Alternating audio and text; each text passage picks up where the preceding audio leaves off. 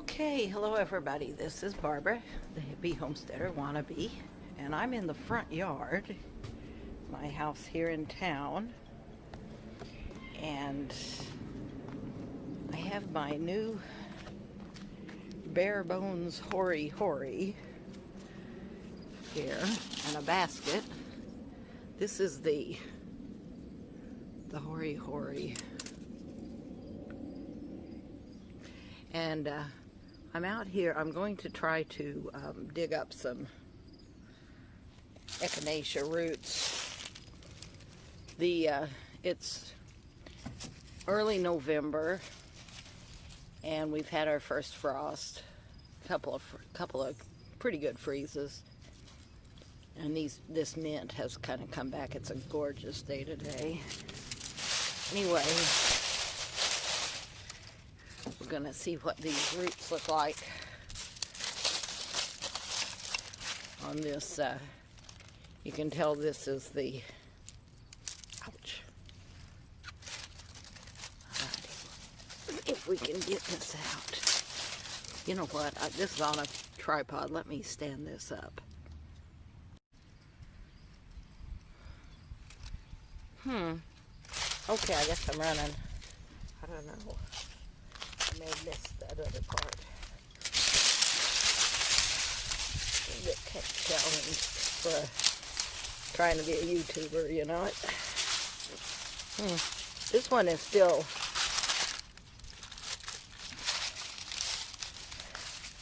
this one here is still green, but I'm going to go ahead and see what the roots look like. There's quite a bit of this out here.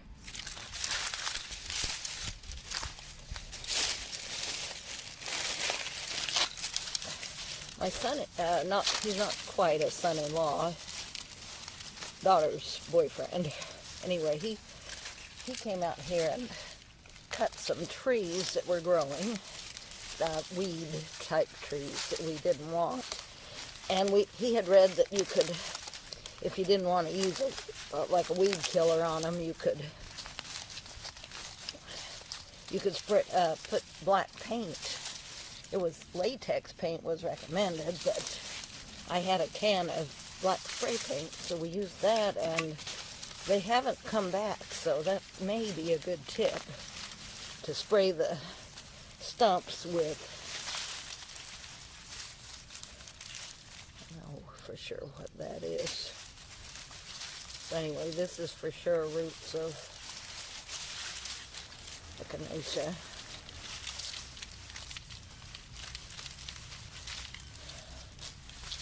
So, yeah, they're not great roots, but there's something, and they're what I have.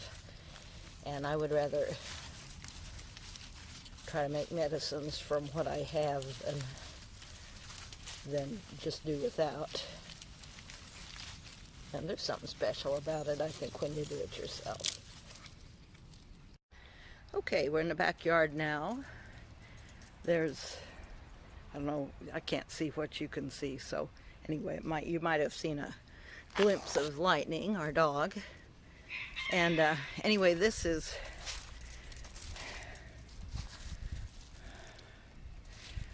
Jerusalem artichoke, or sunchoke, that has, you can see what's left of the flowers. They get really, really tall, like 10 feet. And they were tall like that, but I've cut a lot of them down. Anyway, I'm going to set this like this, and hopefully you'll see me dig up some of these sunchokes, and we'll see if we've got something we can eat. Alrighty, I'm going to put some gloves on because they're kind of spiky.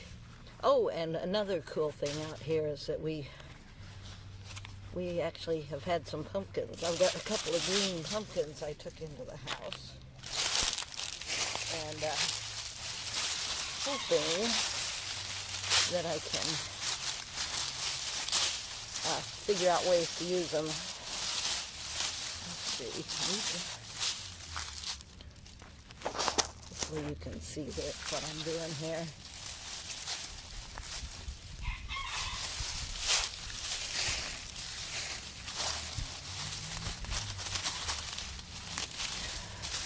Oh, there's one. Nice. Nice. Look at that pretty little thing. Yeah. What did I do with my basket? Okay. That's what that is, too.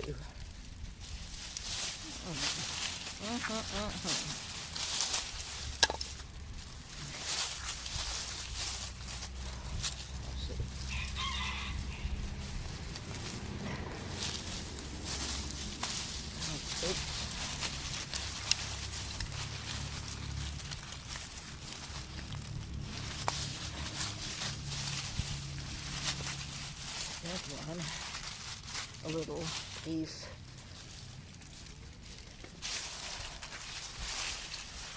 And see how big this, can you see how big that stalk is? That's one I cut back. Let me try to pull that up and see what we got under it.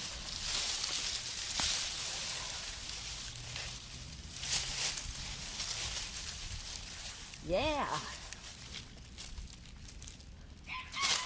Check her out.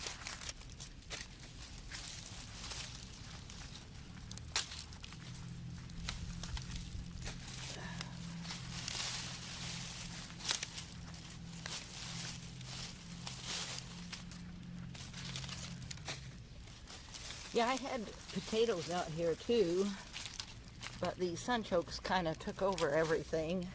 I also had, and that's probably what this is some Egyptian walking onions. I guess I didn't realize how much the sunchokes would really take over the spot.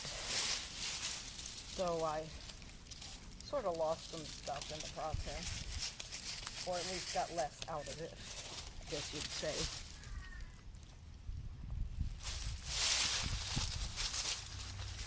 So yeah, I don't know if there's very much in here or not.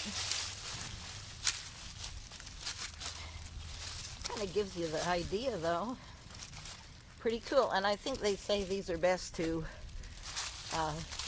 pick as you need them. Dig them up as you need them instead of like harvesting a bunch. So yeah, I've never really eaten them much. But with these being brand new, fresh, right out of the garden, I will certainly give it a try.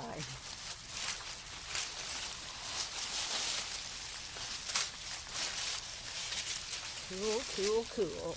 There's another one. Little one.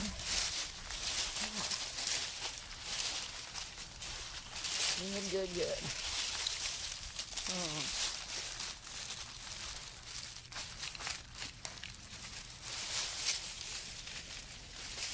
Alrighty, let's take a look at my basket. I don't know if you can see it, probably can't because of the way the sun is. There's Ophelia. Let me get out of the quick forming shade there, but you can see I've got all my stuff in my cute little basket. Alrighty, see you next time. Is it running? Yeah. Okay. Thought I would kind of wind things up and tell you what I did with the different things that I had. First of all, I'll show you these are the Echinacea roots all cleaned up.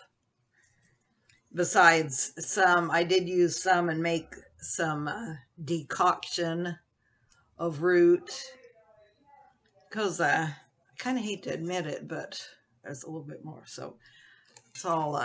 So I don't know for sure if I'll like dry it and use it for decoctions or tincture it. I'm still making up my mind about that. And but I feel a little bit like I'm getting a sore throat and stuff. And man, we don't want to get sick. So I wanted to show you these pumpkins. The neighbor next door left a jack-o'-lantern out in their yard, and anyway, it grew. This plant grew, and it grew way over into my yard, and we just let it go, you know. And they had a big pumpkin on their side, and I found a big orange pumpkin on my side, which I gave them. And then I picked these two.